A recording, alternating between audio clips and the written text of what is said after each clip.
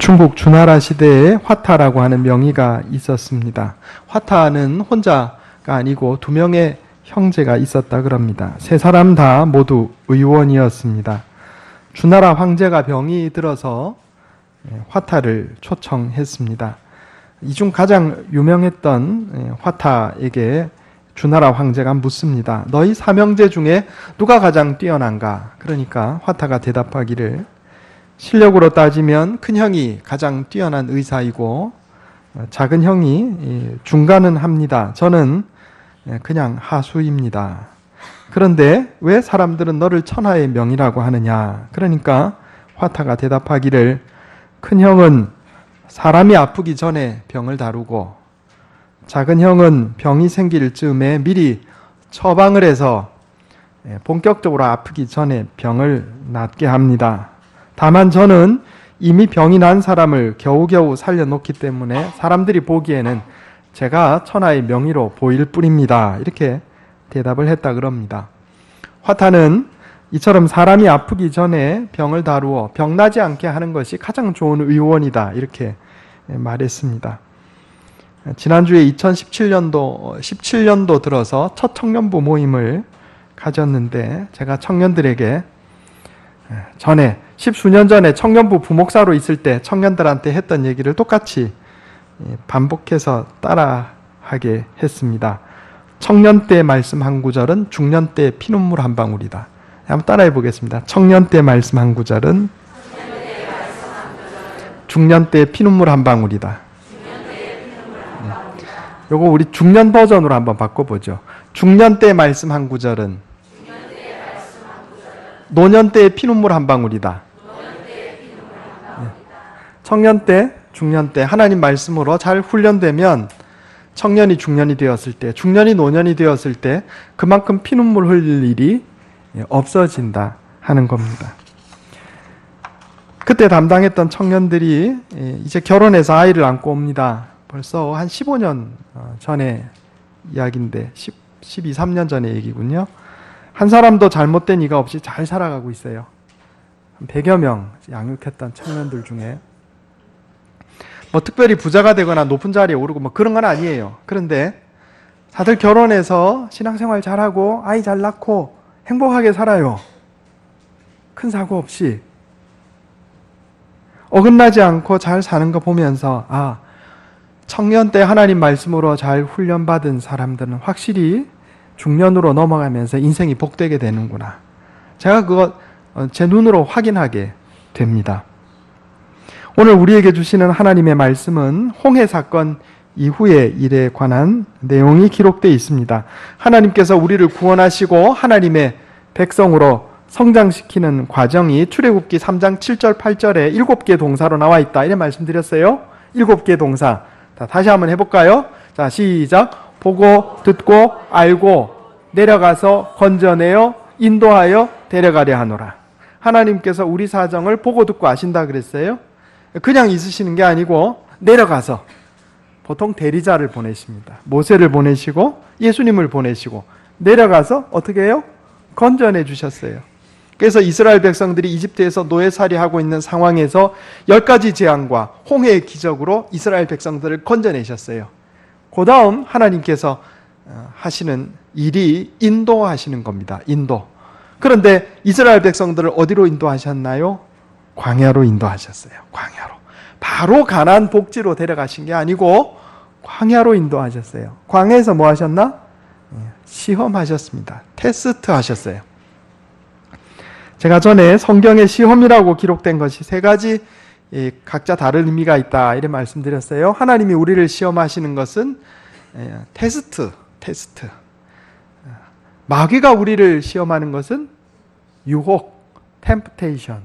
그리고 우리가 하나님을 시험하는 것은 불순종, disobedience. 그래서 성경에 똑같이 시험이라고 나와 있는 단어가 이게 누가 누구를 시험하느냐에 따라서 의미가 달라진다. 이거를 잘 파악하고 성경을 읽으셔야 오해가 없습니다. 하나님이 우리를 테스트하시지 템프테이션, 유혹하시는 법은 없어요. 그러니까 하나님께서 이스라엘 백성들을 광야로 이끄신 것은 테스트하시고 또 훈련시키시려고 하나님의 백성답게 훈련시키시려고 광야로 인도하셨다 하는 겁니다. 광야에 어떤 시험을 하나님께서 주셨고 우리가 어떻게 하면 그 시험들을 잘 이겨내고 가나안 복지에, 영적인 가나안 복지에 들어갈 수 있을까 한번 살펴보려고 그럽니다. 첫 번째 시험은 기대의 시험입니다. 한번 따라해 보겠습니다. 기대의 시험. 기대하다가 이 기대하는 대로 잘 안 됐어요. 이것이 하나의 테스트다 하는 겁니다. 오늘 본문 말씀에 수르 광야 사건이 나옵니다. 이스라엘 백성들이 10가지 재앙을 경험하고 홍해 사건을 통해서 건진받고 이집트 병사들은 물에 다 홍해물에 수장되었을 때 출애굽기 15장에 보면 이스라엘 백성들이 전부 찬송을 불렀어요. 하나님 앞에 감사 찬송 불렀어요. 출애굽기 15장 1절에 모세와 이스라엘 자손이 이 노래로 여호와께 노래하니 내가 여호와를 찬송하리니 말과 그 탄 자를 바다에 던지셨도다. 이렇게 찬송합니다. 미리암과 여자들도요 속어치면서 찬송을 해요. 하나님께 감사의 찬양을 올립니다. 그런데 그 기쁨의 찬송 직후에 벌어진 상황이 뭐냐면 사흘길을 가도록 물을 얻지 못한 겁니다. 사람이 밥은 사흘을 안 먹어도 살지만 물은 사흘을 안 먹으면 어렵습니다. 그렇죠? 그리고 우리나라처럼 이렇게 기후가 좋은 곳도 아니고 거기 가보면 발목까지 모래가 묻히는 그런 광야 내지는 사막 땅이에요. 그 지열이 40도까지 40도 이상 올라가는 거기서 사흘길을 갔는데 물을 얻을 수가 없었어요. 가지고 온 물도 다 떨어졌겠죠? 자, 하나님께서 홍해를 가르시는 게 쉽겠어요? 메마른 광야에서 샘물이 퐁퐁 솟아나오게 하는 게 쉽겠어요? 샘물 솟아나게 하시는 게 뭘 어렵겠어요? 그런데 딱 상식적으로 생각하기를 그 놀라운 능력을 베푸셔서 이스라엘 백성들을 구원해 내셨는데 그러면 광야길 갈 때마다 아침마다 모세로 지팡이를 콕 찍어가지고 자, 그 자리에선 샘물이 퐁퐁퐁 솟아나서 이스라엘 백성들 목마를 일이 없어야죠. 그런데 하나님께서 물을 안 주시는 거예요. 그리고 가다가 이제 오아시스를 발견을 했습니다. 오아시스다. 물이다. 그래서 물을 마시려고 봤더니 물이 써서 먹을 수가 없어요. 성지순례 가면 그 시내반도 들어가 가지고 마라라고 알려진 지역에 갑니다. 거기 이제 우물이 몇 개 있는데 우리가 잘 아는 것처럼 중동 지역에는 석유가 많이 나기 때문에 이 물길에 이 석유가 섞여 들어가면 그 물은 못 마시는 물 되는 거죠. 이거 지금 상황이 더 못하게 됐어요.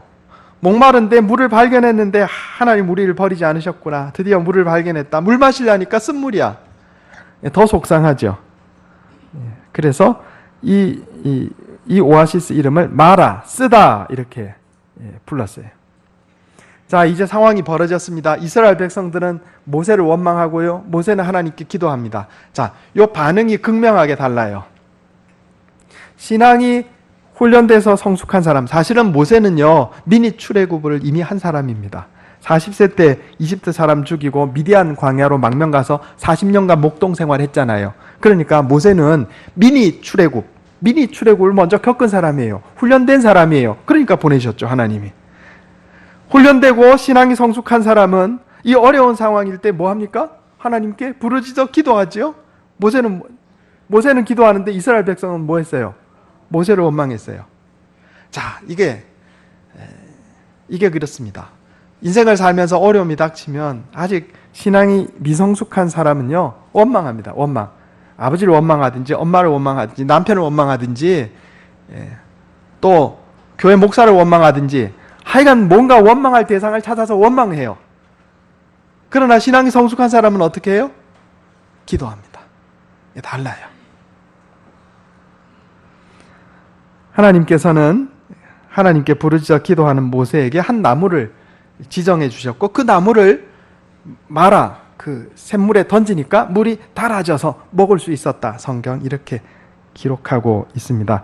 이와 유사한 사건이 성경에 몇 군데 있는데 여기 이유가 있어요. 공통점이 있어요. 한번 찾아보겠습니다. 열왕기하 2장 19절.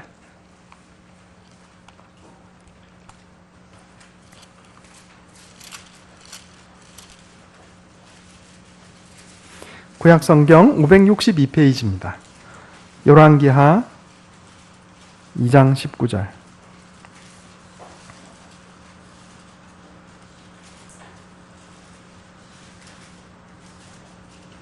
제가 읽겠습니다. 그 성읍 사람들이, 여기 성읍은 여리고입니다. 그 성읍 사람들이 엘리사에게 말하되 우리 주인께서 보시는 바와 같이 이 성읍의 위치는 좋으나 물이 나쁨으로 토산이 익지 못하고 떨어지나이다. 엘리사가 이르되 새 그릇에 소금을 담아 내게로 가져오라 하매 곧 가져온지라.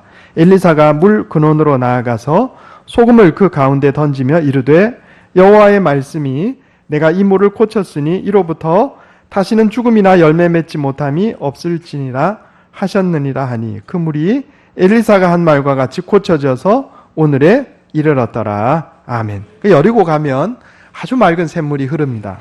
한 군데만 더 찾겠습니다. 열왕기하 4장 40절.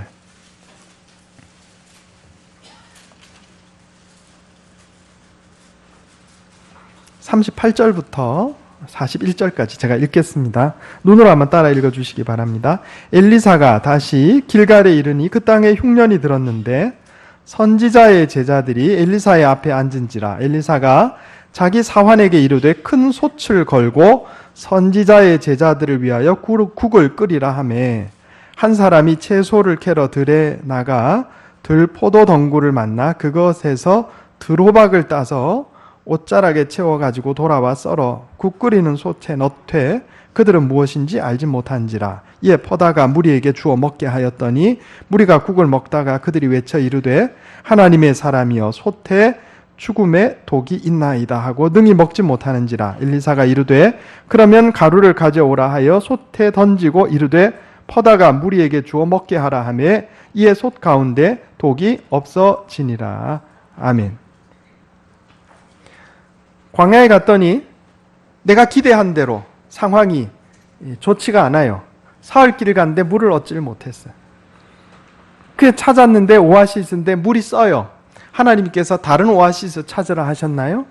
아니에요. 그죠? 나무를 지정해서 던져서 물이 달아지게 하셨어요. 여리고 사람들이 물이 나빠서 토산물이 열매 맺지 못하고 떨어진다 그러니까 새로운 샘물을 지정해서 파게 하셨나요? 아니고 소금을 넣으니까 그 물이 달아졌어요.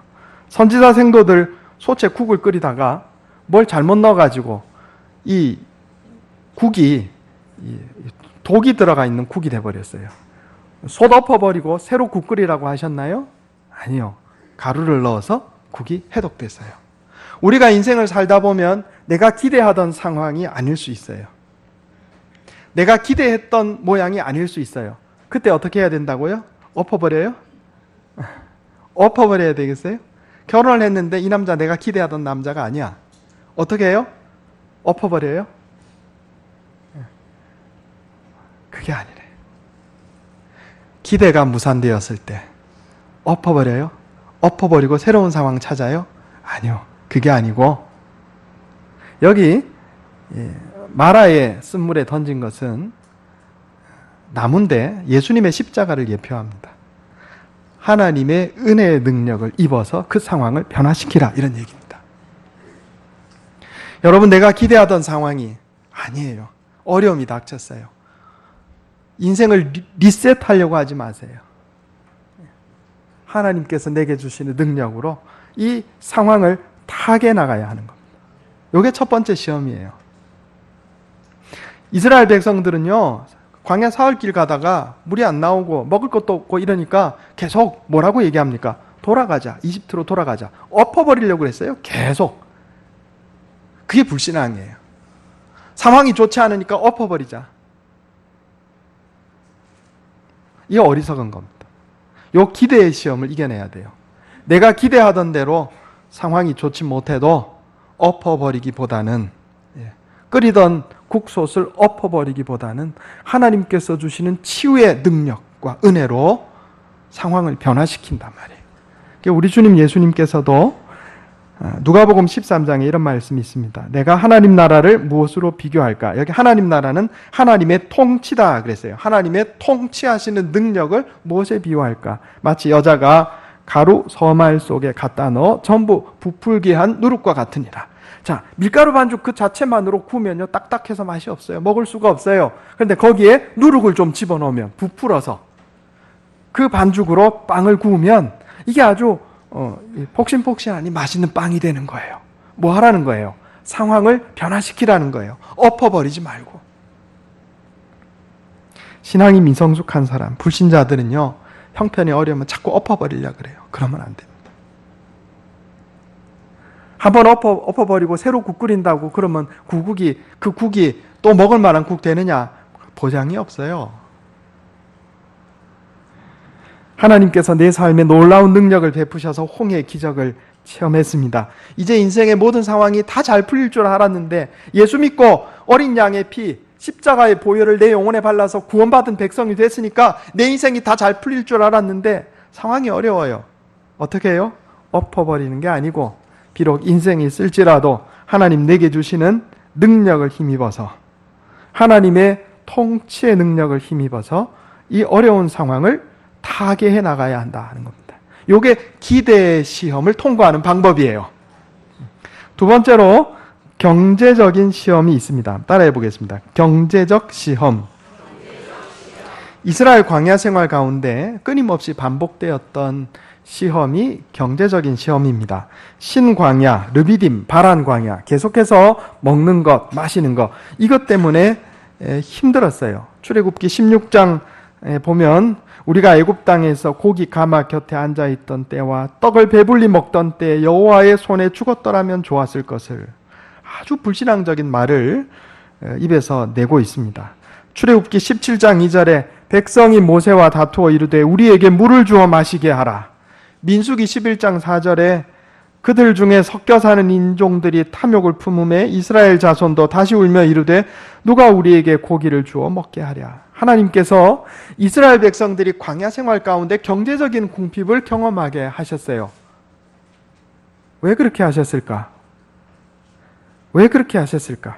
우리가 내 힘으로 사는 게 아니라 하나님의 공급하시는 은혜로 산다는 것을 깨닫게 하시려고.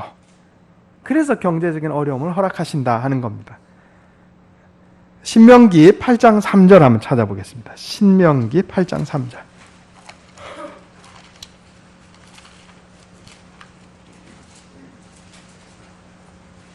신명기 8장 2절 3절 274페이지입니다.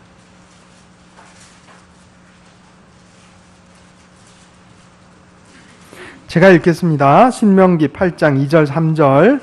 내 하나님 여호와께서 이 40년 동안에 내게 광야길을 걷게 하신 것을 기억하라. 이는 너를 낮추시며 너를 시험하사 테스트하사 내 마음이 어떠한지 그 명령을 지키는지 지키지 않는지 알려 하심이라. 너를 낮추시며 너를 줄이게 하시며 또 너로 알지 못하며 내 조상들도 알지 못하던 만나를 내게 먹이신 것은 사람이 떡으로만 사는 것이 아니요 여호와의 입에서 나오는 모든 말씀으로 사는 줄을 내가 알게 하려 하심이니라.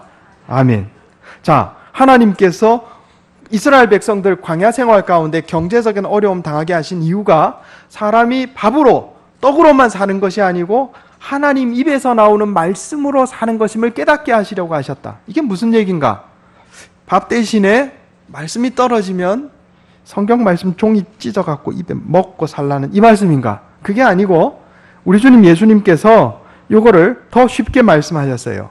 마태복음 6장 33절에 보면 너희는 먼저 그의 나라와 그의 의를 구하라. 그리하면 이 모든 것을 먹는 것, 마시는 것, 입는 것, 이 모든 것을 너희에게 더하시리라. 무슨 얘기냐 하면 우리가 광야길, 인생 광야길을 살아가는데 먹고 마시는 것만 쫓아가며 살면 이게 해결이 안 되지만 하나님께서 내게 주신 말씀 쫓아가면서 그것 지키려고 애쓰고 살면 요 먹고 사는 문제가 하나님께서 해결해 주신다는 얘기예요. 여러분 이걸 믿으시기 바랍니다. 이럴 때 아멘 소리를 크게 하셔야 돼요. 돈도 없는 목사가 뭔 경험이 있다고 그러겠나? 여러분 그러지 마시고 이 말씀이 그 말씀이에요. 먹고 사는 문제 쫓아가면서 산다고 그 문제 해결되는 거 아니다. 내가 인생의 주관자요 온 우주의 섭리자다. 내가 너에게 준 말씀, 내가 너에게 준 명령, 그것만 지키고 살아라. 하나님 나라와 그 일을 구하며 살아라. 그러면 내가 요 먹는 거 마시는 문제 해결해 줄게. 요거예요. 이거를 우리가 아멘하고 순종하면서 나가야 되는 겁니다. 제가 지난번에 말씀드린 게 있어요. 하나님께서 하늘에서 만나와 메추라기를 내려주셨는데 이스라엘 백성들이 그걸 먹은 게 광야에서 먹었어요? 이집트 땅에서 먹었어요? 광야에서 먹었어요. 이집트 땅에서 나오지도 않는 사람에게는 그것도 없어요. 이스라엘 백성들 마음속에 탐욕이 있어갖고 하늘에서 내리는 만나하고 메추라기로도 그 탐욕이 채워지지 않아서 불평했지만, 그런데 그래도 그들은 이집트 땅에서 광야로 나왔잖아요. 자, 이집트 땅에 있다는 게 뭐죠? 우리가 예수 그리스도의 십자가의 피로 어린 양의 피를 영혼에 발라서 영생 구원 얻었어요. 하나님 백성이 됐어요. 그런데 이집트 땅에 머물고 나오지 않은 사람도 있을 수 있다 하는 겁니다. 영적인 이집트 땅이 뭐예요?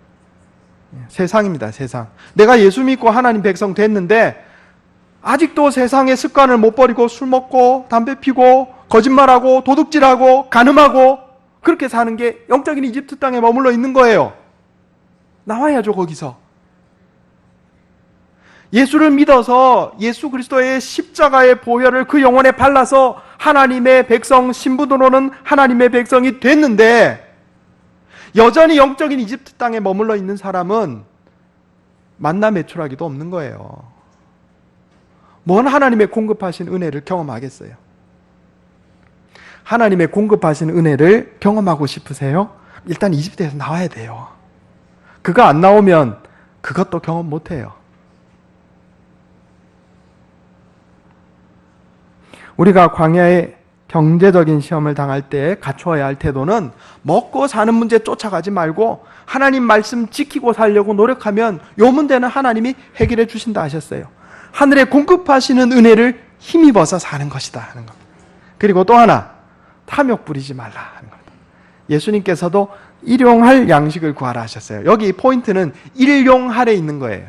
그날 먹을 양식.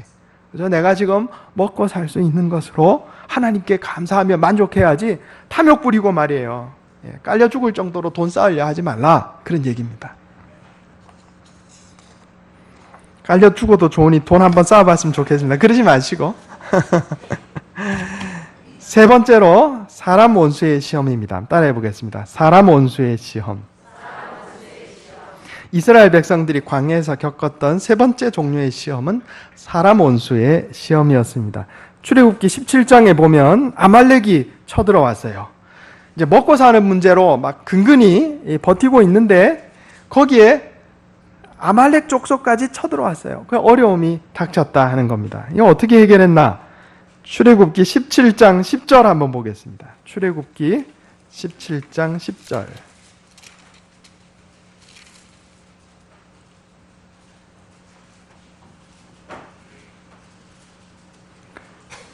8절에서 11절 108페이지입니다.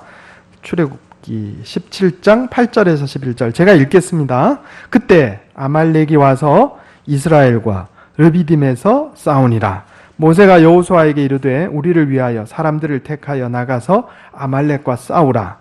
내일 내가 하나님의 지팡이를 손에 잡고 산 꼭대기에 서리라. 여호수아가 모세의 말대로 행하여 아말렉과 싸우고 모세와 아론과 훌은 산 꼭대기에 올라가서 모세가 손을 들면 이스라엘이 이기고 손을 내리면 아말렉이 이기더니. 아멘. 이스라엘 사람들은 기도하는 모습이 손 들어 올리는 거예요. 아말렉이 쳐들어왔을 때 여기에 승패가 어디에 달려 있나요? 손을 올리면 이기고 내리면 지고 어디에 달려 있어요? 기도에 달려 있다는 겁니다. 여러분, 사람 원수의 시험의 특효약은 기도입니다. 여기 기도는 뭐를 의미하냐면 내가 다른 사람하고 무슨 문제가 생겼어요. 이것을 그 사람과 나와의 문제, 쌍방의 문제로만 보면 이 시험은 통과하기 어렵습니다. 어떻게 봐야 되겠어요? 나와 하나님과 저 사람. 이걸 삼각관계라고 합니다. 연애 삼각관계가 아니고 나와 하나님과 저 사람. 기도는 저 사람과 나 사이에 하나님이 계시다라는 것을 깨닫는 사람이 기도할 수 있는 거예요. 저 사람과 나 사이 문제가 생겼는데 하나님이 안 보이는 사람이 기도하겠어요? 그러면 문제 해결이 안 나요. 예수님도 똑같은 말씀하셨어요. 마태복음 6장 14절에 보면 너희가 사람의 잘못을 용서하면 너희 하늘 아버지께서도 너희 잘못을 용서하시려니와 너희가 사람의 잘못을 용서하지 아니하면 너희 아버지께서도 너희 잘못을 용서하지 아니하시리라. 인간관계를 저 사람과 나와의 쌍방관계로만 말씀하신 거예요? 아니에요. 하나님, 나와 하나님과 저 사람, 삼각관계로 파악하고 계신 것을 우리가 알 수가 있습니다. 우리가 인생을 살다 보면 기대 시험을 겪습니다. 내 원한 상황대로 되지 않아요. 엎어버릴까? 아니야. 기대 시험 때 국 끓이던 솥을 엎어버리고 새솥에 국 끓이라 이런 말씀하신 적 없어. 하나님 내게 능력 주셔서 능력에 가루 주셔서 이 문제 해결해 주시옵소서. 이 안에서 해결되게 해 주시옵소서. 주여 나를 하나님 나라의 대리자로 나를 사용해 주시옵소서. 그게 가정이 변화되고 교회가 변화되고 사회가 변화되고 국가가 변화되는 거예요. 경제적 시험 통과할 때 주여 내가 먹고 사는 문제 쫓아가지 말고 하나님 말씀대로 살겠나이다. 어려워도 정직하게 살고 어려워도 바르게 살고 어려워도 사랑하며 살고 주 뜻대로 살겠나이다. 그럼 하나님이 이 문제 해결해 주시는 거예요. 그리고 사람 때문에 고통당할 때가 온단 말이에요. 가족 때문에 힘들 수 있어요. 남편, 아내, 자식, 가족, 이웃, 또 교우들 때문에 어려울 때 있어요. 어떻게 하라고요? 기도해요. 기도. 인간관계를 쌍방관계로 보지 말고 나와 하나님과 저 사람의 삼각관계로 파악하고 기도하면 하나님께서 기도하는 중에 능력 주셔서 이 문제 이겨낼 수 있게 하신다 하는 겁니다. 네 번째로 영적 질서의 시험이 있습니다. 따라해 보겠습니다. 영적 질서의 시험.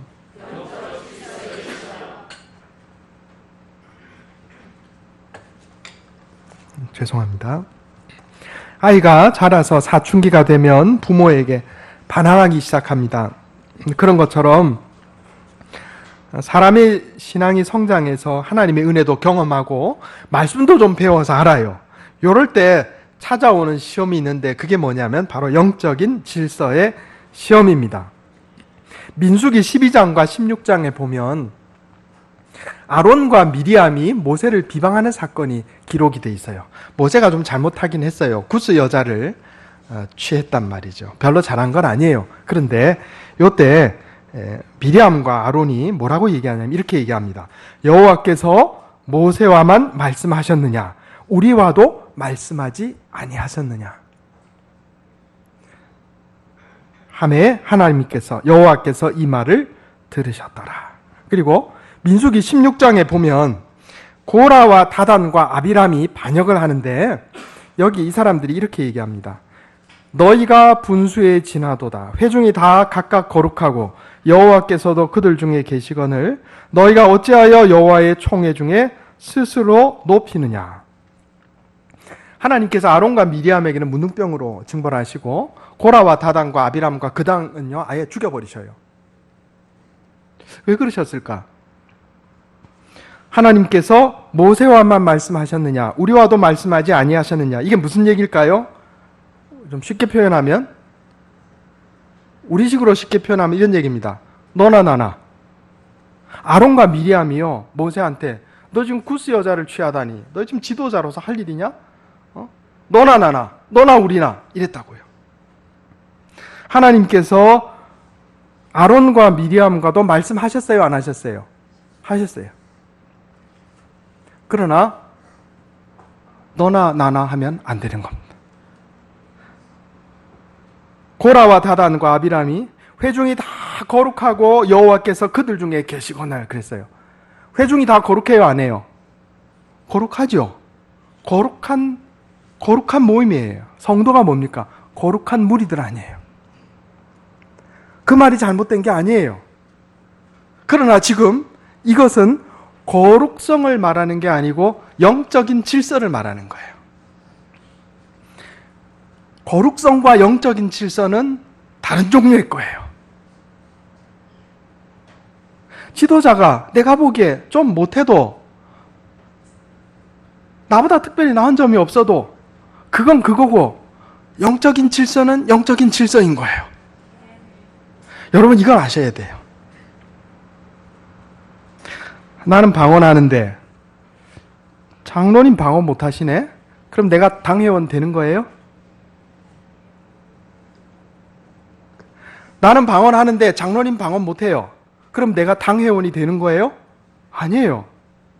방언은 하나님 주신 은사예요. 거룩한 은사예요.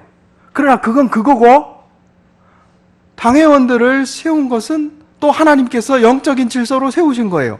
요건 요거고 저건 저건 거예요. 요거를 구분하지 못하고 혼동하면 문제가 생겨요. 나는 방언하는데 목사가 방언 못해. 나는 기도하다가 환상을 보는데 목사는 그런 경험도 없는 것 같아. 그럼 내가 목사 되는 거예요? 아니에요. 그건 그거고 이건 이건 거예요. 요거를 분별할 줄 알아야 돼요. 참고로 저는 방언도 하고 기도하다가 환상도 보고 그럽니다. 그럼 우리가 어떻게 해야 영적 질서의 시험에 들지 않을 수 있나? 예, 분수대로 행하면 됩니다. 따라해 보겠습니다. 분수대로 행동하자. 예, 성경에 딱 답이 나와 있어요. 로마서 12장 6절에 보면 우리에게 주신 은혜대로 받은 은사가 각각 다르니 혹 예언이면 믿음의 분수대로. 고린도후서 10장 13절에 우리는 분수 이상의 자랑을 하지 말고 그 범위의 한계를 따라 하노니, 데살로니가전서 4장 6절에 분수를 넘어서 형제를 해하지 말라.